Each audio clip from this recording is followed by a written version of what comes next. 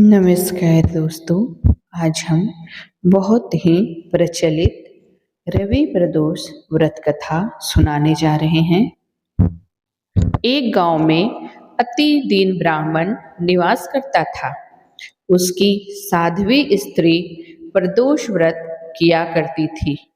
उसे एक ही पुत्र रत्न था। एक समय की बात है, वह पुत्र गंगा स्नान करने के लिए गया। दुर्भाग्यवश मार्ग में चोरों ने उसे घेर लिया और वे कहने लगे कि हम तुम्हें मारेंगे नहीं, तुम अपने पिता के गुप्त धन के बारे में हमें बतला दो। बालक दीन भाव से कहने लगा कि बंधुओं, हम अत्यंत दुखी दीन हैं, हमारे पास धन कहाँ है। तब चोरों ने कहा कि तेरे इस पोटली में क्या बंधा है। बालक ने निसंकोच कहा कि मेरी माँ ने मेरे लिए रोटियां दी हैं। यह सुनकर चोरों ने अपने साथियों से कहा कि साथियों, यह बहुत ही दीन दुखी मनुष्य है, अतः हम किसी और को लूटेंगे। इतना कहकर चोरों ने उस बालक को जाने दिया। बालक वहां से चलते हुए एक नगर में पहुंचा।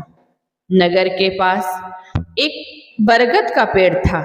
वहां वह बालक उसी बरगद के वृक्ष की छाया में सो गया।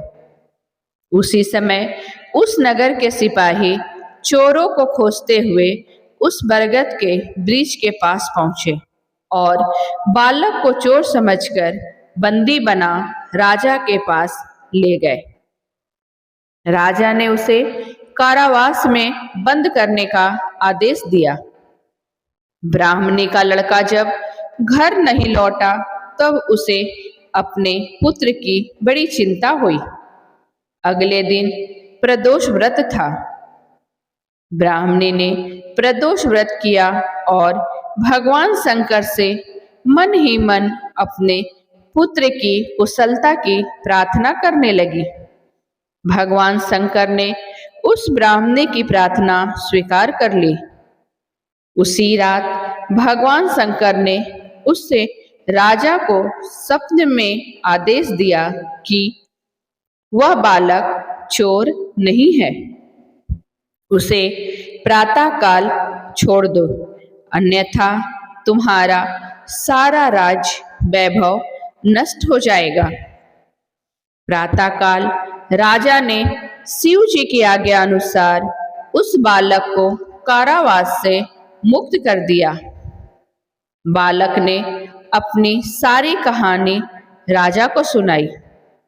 सारा वृतांत सुनकर राजा ने अपने सिपाहियों को उस बालक के घर भेजा और उसके माता पिता को राज दरबार में बुलाया। उसके माता पिता बहुत ही भयभीत थे।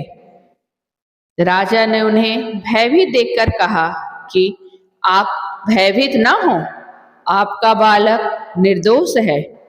राजा ने ब्राह्मण को 5 गांव दान में दिए, जिससे कि वो सुखपूर्वक अपना जीवन व्यतीत कर सके। इस तरह ब्राह्मण आनंद से रहने लगा। शिव जी की दया से उसकी दरिद्रता दूर हो गई।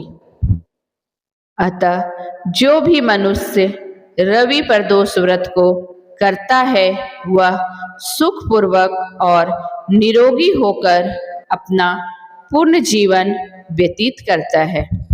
तो बोलिए शंकर भगवान की जय, माता पार्वती की जय।